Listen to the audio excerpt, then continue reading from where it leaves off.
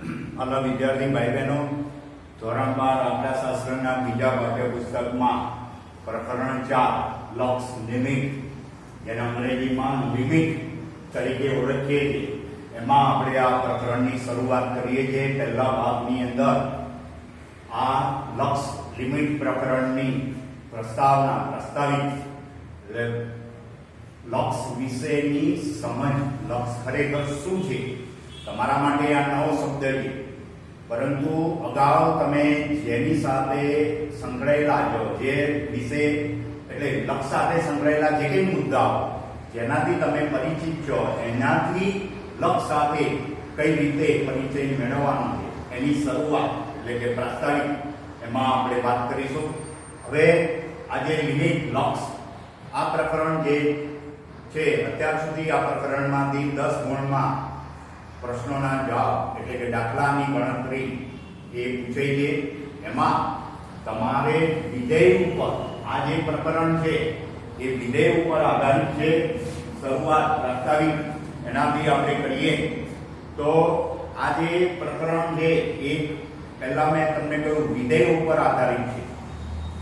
એટલે વિધેય જે તમે 11મા ધોરણમાં અભ્યાસ કરી ચૂક્યા છો, એ વિધેયની કિંમતો અને એમાંની કેવી કિંમતો આવે તો આપણે આ લક્ષ સાથે એ સંકળાયેલું છે એની વાત કરીશું. બરાબર. બીજું કે વિધેયનું લક્ષ એ વિશે પણ આની અંદર ભણવાનું આવશે. એટલે પહેલા તો વિધેય શું છે એ 11માં ભણ્યા છો, છતાં પણ ફરીથી તમને યાદ આપી દઉં. ધારો કે આપણી પાસે આ બે ગણો છે, a અને b. એ ગણની અંદર ધારો કે આ રીતના 3 ઘટકો છે. બીજો ગણ b છે, એની અંદર તો 4 એના ઘટકો, b ની અંદર 1, 4 અને 9 આ રીતના ઘટકો છે. હવે આ બે ગણો વચ્ચે કોઈને કોઈ સંગતતા સંકળાયેલી છે, કોઈ ચોક્કસ નિયમથી અથવા તો કોઈ સંબંધથી. તો આ રીતના બે ગણો વચ્ચેની કોઈ સંગતતા, કોઈ ચોક્કસ નિયમ અથવા તો સંબંધથી સંકળાયેલી હોય તો એને આપણે એ બે વચ્ચેની જે સંબંધ, સંગતતાનું, એને આપણે શું કહેતા? વિધેય. અને એને ફંક્શન તરીકે કહેતા. હવે આ એક ગણના ઘટકો b ની સાથે સંકળાયેલા, તો તમે જો એ બે વચ્ચેનો સંબંધ તો 1, તો અહીંયા 1, 2, 4, 3, 9. હવે એમાં 1 ના 1 પણ 2 દુ 4 પણ 3 દુ 6 થાય નથી. એટલે મણા કે 3 ગણા એવો સંબંધ નથી. બીજું આમાં 2 કરતા 2 વધારે, તો આમાં આ 1 કરતા 2 વધારે નથી, આના 1 છે. તો આ બે વચ્ચે આ સંખ્યાઓ જે છે અને આ સંખ્યાઓનો આની સાથેનો સંબંધ, તો આના વર્ગો b માં આપેલા. ગણના જે ઘટકો છે 1, તો 1 નો વર્ગ 1, 2 નો વર્ગ 4, 3 તો 3 નો વર્ગ 9. આ ઘટકોને આપણે x તરીકે કહીએ તો આ એના શું છે? x વર્ગ છે. ગણ e નો સભ્યો એને x તરીકે કહ્યા. બરાબર. અને b ના ઘટકો એટલે આ રીતના ફંક્શન x બરાબર x વર્ગ. બરાબર. આ રીતનો સંબંધ છે. એ ગણના ઘટકોનો b ગણ સાથે એના ઘટકોને x કર્યો અને b ના ઘટકો એનો વર્ગ છે. તો આ બે ગણો વચ્ચેનો જે સંબંધ, એક ગણના સભ્યોનો વર્ગ કરીએ તો બીજા ગણના સભ્યો મળે છે. એટલે આ જે સંબંધ a અને b વચ્ચેની સંબંધ એને આપણે a to b, a થી b નું વિધેય એમ આ રીતે કહેતા હતા. બરાબર. 11મા ધોરણમાં a થી b નું વિધેય. તો એમની સાથે સાંકળતો જે સંબંધ કયો, તો આ x ઘટકોનો આ શું છે? વર્ગ. બરાબર. તો આવી રીતે આપણે આ વિધેય fx તરીકે ફંક્શન ઓફ x, બરાબર. તો એ x એટલે કે જે ઘટક જે ગણ બીજા ગણ સાથે સંકળાયેલો છે. હવે એને આપણે શું કહેતા હતા? પ્રદેશ. બરાબર, પ્રદેશ. અને આને સપ્રદેશ કહેતા. બરાબર, તો પ્રદેશ ડોમેઇન ડી તરીકે ઓળખતા. એ બધું 11માં આવ્યું હતું. હવે આ વિધેય ઉપર આધારિત આ લિમિટ લોક્સ પ્રકરણ, તો એ કઈ રીતે આધારિત છે? ધારો કે આપણી પાસે આ સંબંધ છે fx બરાબર x2, તો x ની કિંમત 1 લઈએ તો 1 નો વર્ગ 1 મળ્યો, 2 તો 2 નો વર્ગ 4, 3 તો 3 નો વર્ગ 9.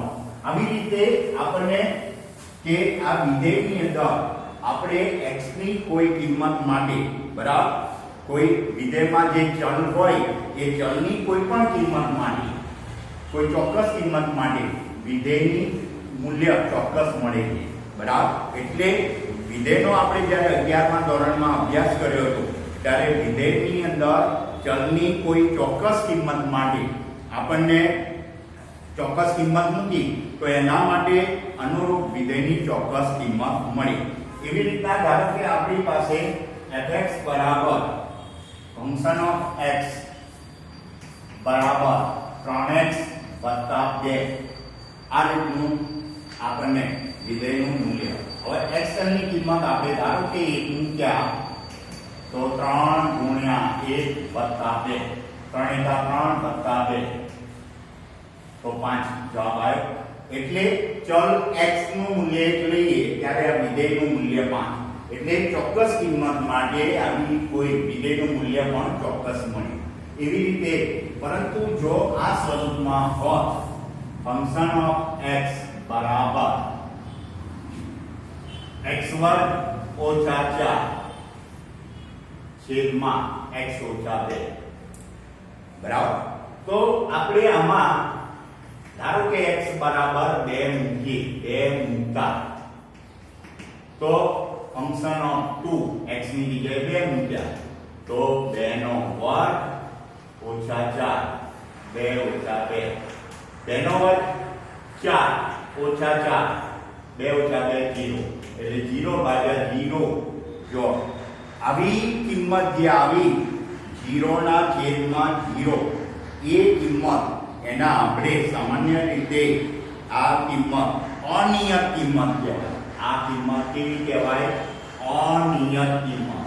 અનિયત એટલે કે આશાભેદ કિંમત કહેવાય. બીજી રીતે કહીએ આશાભેદ, આશરા પરથી કોઈ ચોક્કસ કિંમત નથી મળતી. એવી રીતે આમાં ચોક્કસ કિંમત મળી, એવી રીતે આમાં અનિયત કિંમત મળે. કારણ કે કોઈ પણ સંખ્યાને શૂન્ય વડે ભાગવા એ શક્ય નથી. એટલે આવી અનિયત કિંમતો મળે. એવી રીતના ધારો કે અહીંયા આગળ x2 - 9 આપ્યા હોય, બરાબર, હા, આની અંદર તમે x બરાબર 1 મૂકો તો 1 નો વર્ગ 1 ઓછા 4 તો -3, 1 ઓછા 2 -1, બરાબર, 1 ઓછા 4 1 ઓછા 2 એટલે 3. આવી ચોક્કસ કિંમત મળે. પરંતુ x બરાબર 2 મૂક્યા તો આપણને અનિયત કિંમત મળી. એવી રીતના ફંક્શન ઓફ x બરાબર x2 - 9 x - 3. હવે આની અંદર x ની કિંમત ધારો કે આપણે 1 મૂકીએ તો f1 તો 1 નો વર્ગ 1 -9 1 - 3 તો 1 - 9 તો -8 -2 તો 4. આ ચોક્કસ કિંમત મળી. પરંતુ f3 લઈએ આ શું થઈ? ચોક્કસ કિંમત. તો x નું એટલે કે ચલનું ચોક્કસ મૂલ્ય માટે વિધેયનું ચોક્કસ મૂલ્ય મળ્યું. પરંતુ 3 મૂકી તો 3 નો વર્ગ ઓછા 9, 3 ઓછા 3 તો 9 ઓછા 9 0, 0 ભાગ્યા 0. તો આવી અનિયત કિંમત મળે. અનિયત કિંમત, બરાબર, એટલે કે આશાભેદ મૂલ્ય મળે. તો આવું અનિયત કિંમત મળે ત્યારે આપણે એટલે જ્યારે વિધેયની આવી કોઈ અનિયત કિંમત મળે એટલે કે આશાભેદ મૂલ્ય મળે ત્યારે આપણે આ લક્ષનો ઉપયોગ કરવામાં આવે છે. બરાબર, ધ્યાન રાખજો. એટલે લક્ષ ખરેખર શું છે?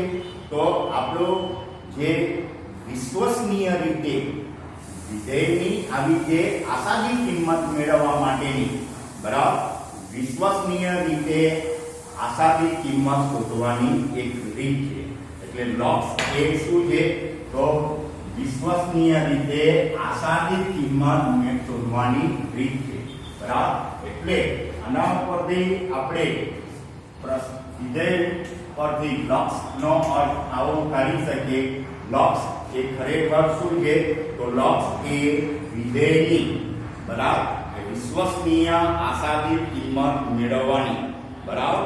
તો આવી વિધેયની કોઈ અનિયત કિંમત હોય બરાબર એ અનિયત કિંમતનો ઉપયોગ કરી એટલે કે એની આશાદી કિંમત વિશ્વસનીય રીતે આશાદી કિંમત મેળવવા માટે આ લોગ્સનો ઉપયોગ થાય છે. એટલે આપણે આ રીતે યાદ રાખવાનું કે લોગ્સ એ વિશ્વસનીય રીતે બરાબર વિશ્વસનીય આશાદી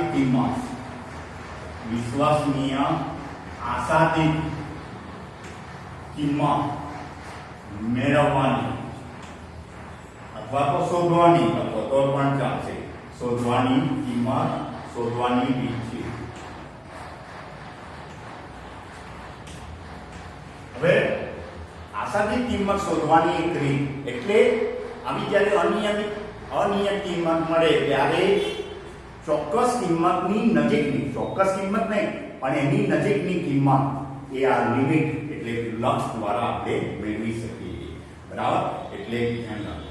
બીજી વસ્તુ કે ધારો કે તમે નેટનો ઉપયોગ કરી ઇન્ટરનેટ દ્વારા કોઈ ફૂટબોલની રમત રમાતી હોય અને એ ફૂટબોલની રમત તમે ઇન્ટરનેટનો ઉપયોગ કરી એટલે તમારા મોબાઈલમાં ધારો કે કોઈ ફૂટબોલની મેચ જોઈ રહ્યા છો ફૂટબોલની રમત રમાય છે. શરૂઆત કરો છો ત્યાં સુધી બરાબર પણ ધારો કે શરૂઆત કર્યા પછી કોઈ ધારો કે 14મી મિનિટે નેટનો કંઈક પ્રોબ્લેમ આવ્યો ઇન્ટરનેટનો કંઈક પ્રોબ્લેમ આવ્યો. હવે 14મી મિનિટે એ દડાનું સ્થાન ચોક્કસ ક્યાં હશે કારણ કે નેટના લીધે તમારી રમત જોવાની પ્રક્રિયા અટકી ગઈ. તો એવી વખતે 14મી મિનિટે આપણે એ દડાનું ચોક્કસ સ્થાન બરાબર એ આપણે મેળવી શકતા નથી પણ આવી એની આશાદી એટલે દડાનું ચોક્કસ સ્થાન 14મી મિનિટે ક્યાં હશે તો આપણે શરૂઆત કરી ત્યાંથી તો 13 મિનિટ 59 સેકન્ડ બરાબર 59 સેકન્ડના ઉપર પણ 9 લઈએ બરાબર તો ત્યાં આગળ દડાનું સ્થાન જોઈએ દડાનું સ્થાન અને 14 મિનિટની નજીકમાં એટલે 14 મિનિટ અને ધારો કે 14 મિનિટ પછીની સેકન્ડ પહેલી મિનિટે બરાબર એટલે 14 મિનિટ ને પહેલી સેકન્ડ બરાબર એ બે વચ્ચેનું ખબર છે એક્ઝેક્ટ 14મી મિનિટે તમારું નેટ બંધ થયું એટલે એ ખબર નથી પણ જો આમાં ખબર હોય આપણે સ્લો કેમેરા દ્વારા કે 13મી મિનિટ ને 59મી સેકન્ડે દડો ક્યાં હતો અને 14મી મિનિટ પછીની કે 14મી મિનિટ ને 1 સેકન્ડે અથવા 1 સેકન્ડથી થોડોક આગળનો ભાગ ત્યાં આગળ દડાનું સ્થાન ક્યાં હતું અને એના ઉપરથી આપણે આશાદી કિંમત એ મેળવી શકીએ. તો એ રીતે લક્ષ એ આવી રીતના વિશ્વસનીય રીતે આશાદી કિંમત મેળવવા માટે બરાબર તમને તમારા પાઠ્યપુસ્તકની અંદર આજે મેં ફૂટબોલ વાળી વાત કરી એ ચિત્ર દ્વારા એક વાત અહીંયા સમજ આપી છે કે ચિત્ર તમે જોજો 13 ને 58 દડાનું સ્થાન રમત ફૂટબોલની એ બતાવેલું છે એના ચિત્ર 14મી મિનિટે નેટ બંધ થાય છે અને 14 મિનિટ ને 1 સેકન્ડે 14 મિનિટ 2 સેકન્ડે એ બધી રમત તમે નિહાળી શકો છો પણ એક્ઝેક્ટ 14મી મિનિટે તો આવી રીતે લક્ષ એ શું છે વિશ્વસનીય આશાદી કિંમત શોધવાની આવી છે બરાબર. હવે એનાથી આગળ આપણે આગળનો મુદ્દો વાત કરવાની છે વાસ્તવિક રેખા અને એનો અંતરાલ. એમાં પહેલો મુદ્દો સમજીએ વાસ્તવિક રેખા. વાસ્તવિક રેખા જો હવે વાસ્તવિક સંખ્યા ગણ 8 એનાથી તમે થી 14 બરાબર. તો વાસ્તવિક રેખા શું છે? બરાબર, એટલે એવી રેખા કે જેના બિંદુઓ વાસ્તવિક સંખ્યાઓ હોય. ધારો કે આ રીતની કોઈ રેખા છે, બરાબર. આ વાસ્તવિક રેખા અને એના અંતરાલ, એમાં પહેલો મુદ્દો લઈએ છીએ વાસ્તવિક રેખા. આ રીતની કોઈ આપણી પાસે રેખા છે. હવે આ રેખાના બિંદુઓ, ધારો કે આપણે આ 0 લીધો, બરાબર. અહીંયા આગળ ધારો કે 1 લીધા. હવે અહીંયા આગળ 0.1, 0.5, 0.9 આવી બધી કિંમતો છે. એવી રીતે માઇનસમાં પણ, કારણ કે વાસ્તવિક સંખ્યા ગણ r એટલે વાસ્તવિક સંખ્યાઓ એટલે પૂર્ણાંક, અપૂર્ણાંક, સમય, અસમય, આ બધી સંખ્યાઓ. વર્ગમૂળ 2, બરાબર. વર્ગમૂળ 4, ધારો કે અહીંયા આગળ વર્ગમૂળ 4 આયા, બરાબર. વર્ગમૂળ 2 આવી બધી. એટલે આ રેખા પરના જે બિંદુઓ છે એ બિંદુઓ વાસ્તવિક સંખ્યાઓ છે. એટલે જે રેખાના બિંદુઓ વાસ્તવિક સંખ્યાઓ, એવી સંખ્યાઓ વાસ્તવિક સંખ્યાઓ, એ રેખાને આપણે વાસ્તવિક રેખા કહીએ છીએ. વાસ્તવિક સંખ્યાઓ એટલે ખબર પડી ગઈ કે બધી સંખ્યાઓ, એટલે આ ગણની સંખ્યાઓ, એટલે પૂર્ણાંક, પ્રાકૃતિક, પૂર્ણ, પૂર્ણાંક, સમય, અસમય, પૂર્ણાંક, અપૂર્ણાંક, સમય, અસમય, આવી કોઈ પણ સંખ્યા આ રેખાના બિંદુઓ, એટલે કે એ રેખાના બિંદુઓ સાથે વાસ્તવિક સંખ્યાઓ સંકળાયેલી હોય, બરાબર. એટલે કે બિંદુઓ જે હોય એ વાસ્તવિક સંખ્યાઓ હોય. એટલે બિંદુઓને સંગત કોઈને કોઈ વાસ્તવિક સંખ્યા હોવી જોઈએ, બરાબર. એટલે જે રેખાના બિંદુઓ વાસ્તવિક સંખ્યા હોય એ રેખાને આપણે વાસ્તવિક સંખ્યા રેખા કહીએ છીએ, અથવા તો વાસ્તવિક રેખા તો પણ ચાલે, બરાબર. વાસ્તવિક રેખા એનું બીજું નામ છે વાસ્તવિક સંખ્યા રેખા. એટલે જે રેખાના બિંદુઓ વાસ્તવિક સંખ્યાઓ હોય એને આપણે વાસ્તવિક રેખા તરીકે ઓળખીએ છીએ, બરાબર. હવે આવી રીતના વાસ્તવિક રેખાની વાત કરી. હવે એનાથી આગળ અંતરાલ, બરાબર. વાત કરવાની છે અંતરાલ શબ્દ, અંતરાલ. અને આ અંતરાલ વિશે બહુ જ બરાબર સમજવાનું છે, અને એના અર્થ, એના પ્રકાર, કારણ કે એના અંગે પણ તમને પરીક્ષામાં કઈ ને કઈ રીતે પૂછે. અંતરાલના જુદા જુદા પ્રકાર છે એ ફરીના ભાગમાં આપણે વાત કરીશું. પણ પહેલા અંતરાલ શું છે, કારણ કે એ અંતરાલના પ્રકાર બહુ મહત્વની વસ્તુ છે અને સમજવા ખાસ જરૂરી છે, બરાબર. એટલે પહેલા તો અંતરાલ. તો અંતરાલ શું છે? તો આપણી પાસે કોઈ પણ બે વાસ્તવિક સંખ્યાઓ હોય, એ વાસ્તવિક સંખ્યાઓ વચ્ચેની જે કોઈ સંખ્યાઓ હોય એ સંખ્યાઓનો ગણ, એને આપણે શું કહીએ છીએ? અંતરાલ. એટલે કોઈ પણ બે વાસ્તવિક સંખ્યાઓની વચ્ચેની વાસ્તવિક સંખ્યાઓના ગણ, જો બે વાસ્તવિક સંખ્યાઓની વચ્ચેની વાસ્તવિક સંખ્યાઓનો ગણ, એને અંતરાલ કહીએ. એટલે કોઈ પણ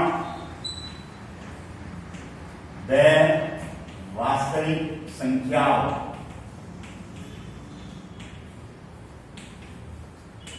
કોઈ પણ બે વાસ્તવિક સંખ્યાઓ, એ વાસ્તવિક સંખ્યાઓની વચ્ચેની, બરાબર. એટલે બેની વચ્ચેની વાસ્તવિક સંખ્યાઓનો ગણ, બે વાસ્તવિક સંખ્યાઓની વચ્ચેની વાસ્તવિક સંખ્યાઓનો ગણ, સંખ્યાઓનો ગણ ને અંતરાલ કહે છે. અંતરાલ કહે છે. ધારો કે આપણે આ રીતના અંતરાલ સ્વરૂપે a અને b આપી, તો એનો અર્થ શું થયો કે અંતરાલ એવી કેવા પ્રકારની છે ફરી વાત કરીશું. પણ આ બે સંખ્યાઓ છે a અને b, તો આ a b વાસ્તવિક સંખ્યાઓની વચ્ચેની જે સંખ્યાઓનો ગણ, એને આપણે શું કહ્યું? અંતરાલ. ધારો કે 3, 4. હવે તમને એમ થાય કે આ 3 અને 4 આ બે વાસ્તવિક સંખ્યાઓ છે આપણી. હવે એની વચ્ચેની સંખ્યા, તો તમને એમ થાય કોઈ નહીં, એવું નહીં. 3.1, 3.5, 01 3.0001 કેટલે સુધી 4 સુધીની એટલે 3 અને 4 વચ્ચેની એટલે 4 થી પહેલાની 3 અને 4 વચ્ચે તો 3.1 3.2 અથવા 3.01 પણ આવી શકે 3.001 બરાબર 3.001 કેટલે સુધી 3.009 અથવા 3.99 3.1 બરાબર આવી બધી જે સંખ્યાઓ એ 3 અને 4 ની વચ્ચે એટલે કોઈ બે વાસ્તવિક સંખ્યાઓ અને એની વચ્ચેની સંખ્યાઓ નો ઘન એના આપણે અંતરાલ તરીકે કહીએ છીએ બરાબર હવે એ અંતરાલના પ્રકારોને આપણે ચાર પ્રકારો જે તમારા અભ્યાસમાં જે ચાર પ્રકારો એના વિશે ફરીના ભાગમાં વાત કરીશું